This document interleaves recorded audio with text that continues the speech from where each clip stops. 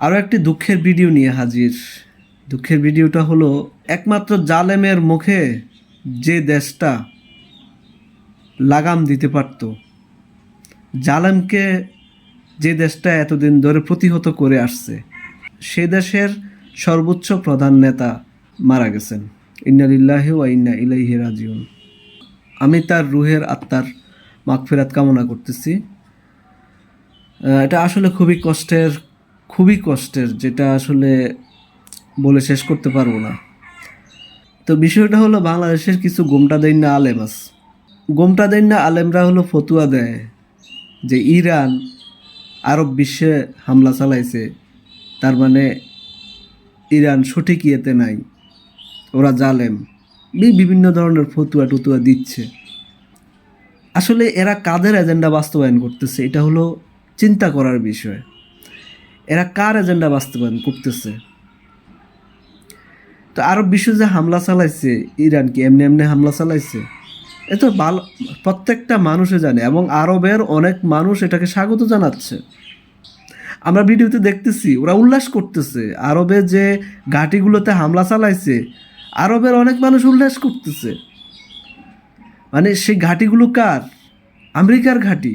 সেই ঘাঁটিগুলোকে ধ্বংস করে দিচ্ছে ইরান, কারণ এই ঘাঁটিগুলোর মাধ্যমে মুসলমানদেরকে জিম্মি করে রাখছে আমেরিকা আর ইসরায়েল।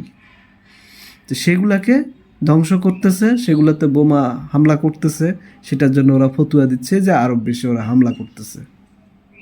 মানে কোন লেভেলের মূর্খ! আসলে মূর্খ না, ওরা ইচ্ছাকৃতভাবে এই কাজটা করতেছে।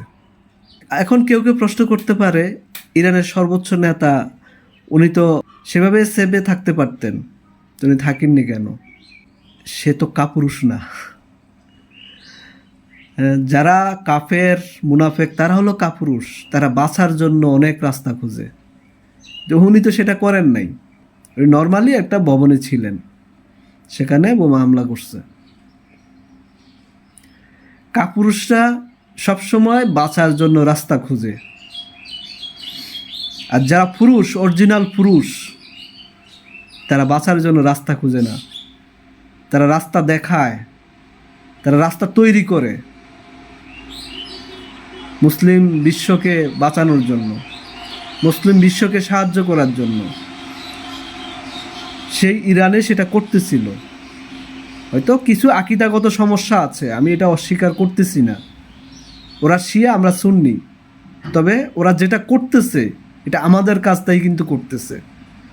এই গুমটা গামটি খুললা আমাদের উচিত তাদের পক্ষে দাঁড়ানো, তাদের পক্ষে কথা বলা।